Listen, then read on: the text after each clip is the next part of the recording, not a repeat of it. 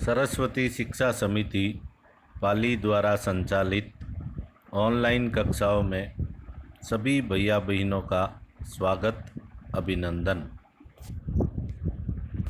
प्रिय भैया बहनों, पिछले प्रकरण में हमने हाट बाजार, भिन्न भिन्न प्रकार के कारीगरों तथा शिल्पियों के बारे में जानकारी प्राप्त की थी। साथ ही इनके व्यापार करने का तरीका जाना था। व्यापारी अपने हितों के लिए व्यापार संघ बनाते थे। मणिग्रामम और नाना देशी, मारवाड़ी ओसवाल समुदाय, हिंदू बनिया और मुस्लिम बोहरा व्यापारिक समूह या समुदाय उस समय व्यापार करते थे। आज के प्रकरण में हम नगरों में शिल्प और हम्पी की वास्तुकला का सौंदर्य के बारे में अध्ययन करेंगे। नगरों में शिल्प। बीदर के शिल्पकार तांबे तथा चांदी में जड़ई के काम के लिए इतने अधिक प्रसिद्ध थे कि इस शिल्प का नाम ही बीदरी पड़ गया। पांचाल अर्थात विश्वकर्मा समुदाय, जिसमें सुनार, कसेरे, लोहार, राजमिस्त्री और बढ़ई, ये 5 वर्ग शामिल थे। मंदिरों के निर्माण के लिए आवश्यक थे। इसके अलावा वे राजमहलों, बड़े बड़े भवनों और तालाबों और जलाशयों के निर्माण में भी अपनी महत्वपूर्ण भूमिका अदा करते थे। इसी प्रकार सालियार या कई कोलार जैसे बुनकर भी समृद्धिशाली समुदाय बन गए थे और वे मंदिरों को भारी दान दक्षिणा दिया करते थे। वस्त्र निर्माण से संबंधित कुछ अन्य कार्य जैसे कपास को साफ करना, कातना और रंगना भी स्वतंत्र व्यवसाय बन गए थे, जिनके लिए विशेषज्ञता की आवश्यकता होती थी। काबुल अपने पहाड़ी और विषम भूदृश्य के साथ 16वीं शताब्दी से राजनीतिक और वाणिज्यिक दृष्टि से महत्वपूर्ण बन गया। काबुल और कांधार सुप्रसिद्ध रेशम मार्ग से जुड़े हुए थे। साथ ही घोड़ों का व्यापार भी मुख्य रूप से इसी मार्ग से होता था। 17वीं शताब्दी में हीरो के एक सौदागर जौ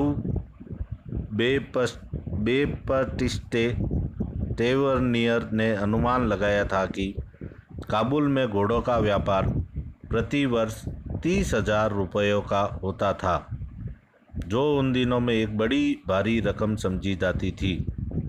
काबुल से मेवे, खजूर, गलीचे, रेशमी कपड़े और ताज़े फल ऊँटों पर लादकर लाए जाते थे और उपमहाद्वीप तथा अन्य भागों में बेचे जाते थे। इनके अलावा गुलाम भी बिक्री के लिए लाए जाते थे। शहरों के बदलते हुए भाग्य। कई शताब्दियों के लंबे समय में अहमदाबाद, गुजरात जैसे कुछ नगर बड़े व्यापारिक केंद्रों के रूप में विकसित हो गए, लेकिन तंजावुर जैसे कुछ अन्य नगर पहले की अपेक्षा विस्तार तथा महत्व की दृष्टि से सिकुड़ गए।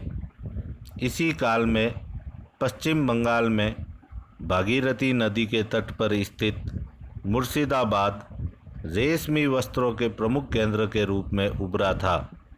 वह 1704 ईस्वी में बंगाल की राजधानी बन गया, लेकिन इसी शताब्दी के दौरान उसका सितारा डूब गया, क्योंकि वहाँ के बुनकर इंग्लैंड की मिलों से बनकर आए सस्ते कपड़े के साथ प्रतियोगिता में टिक नहीं सके। हम्पी की वास्तुकला का सौंदर्य। हम्पी नगर कृष्णा और तुंगभद्रा नदियों की घाटी में स्थित है। यह नगर 1336 में स्थापित विजयनगर साम्राज्य का केंद्र स्थल था। हम्पी के शानदार खंडहरों से पता चलता है कि उस शहर की किलेबंदी उच्च कोटि की थी। किले की दीवारों के निर्माण में कहीं भी गारे चूने जैसे किसी भी जोड़ने वाले मसाले का प्रयोग नहीं किया गया था और शिलाखंडों को आपस में फंसाकर गूंथा गया था।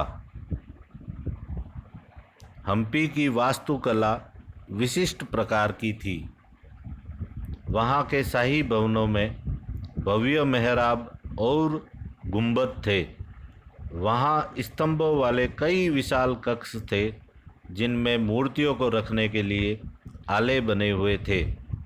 वहाँ सुनियोजित बाग बगीचे भी थे जिनमें कमल और टोडों की आकृति वाले मूर्तिकला के नमूने थे। 15वीं-16वीं शताब्दियों के अपने समृद्धि काल में हम्पी कई वाणिज्यिक और सांस्कृतिक गतिविधियों से गुंजायमान रहता था। उन दिनों हम्पी के बाज़ारों में मुस्लिम सौदागरों, चेटियों और पुर्तगालियों जैसे यूरोपीय व्यापारियों के एजेंटों का जमघट लगा रहता था। मंदिर सांस्कृतिक गतिविधियों के केंद्र होते थे और देवदास या विरूपाक्ष शिव मंदिर के अनेक स्तंभ वाले विशाल कक्षों में देव प्रतिमा राजा तथा प्रजाजनों के समक्ष नृत्य किया करती थी। महानवमी पर्व, जो आज दक्षिण में नवरात्रि पर्व कहलाता है, उन दिनों हम्पी में एक अत्यंत महत्वपूर्ण पर्व माना जाता था। पुरातत्वविदों ने उस महानवमी मंच को खोज निकाला है जहां राजा अपने अतिथियों का स्वागत सत्कार करता था और अधीनस्थ व्यक्तियों से नजराने उपहार लिया करता था। वही विराजमान होकर राजा नृत्य एवं संगीत तथा मल्लयुद्ध के कार्यक्रम भी देखा करता था। 1565 में दक्कनी सुल्तानों गोलकुंडा, बीजापुर, अहमदनगर, बरार और बीदर के शासकों के हाथों विजयनगर की पराजय के बाद हम्पी का विनाश हो गया। कक्षा कार्य के रूप में आप सभी भैया बहन दिए गए 5 प्रश्नों के उत्तर को पूर्व की जो स्लाइड्स है उसमें से उत्तर को ढूंढते हुए और अच्छी तरह से आज के प्रकरण को समझते हुए निम्न प्रश्नों के आप उत्तर देंगे और साथ ही कॉपी में भी कार्य को करते हुए याद करने का अच्छी तरह से प्रयास करेंगे। धन्यवाद।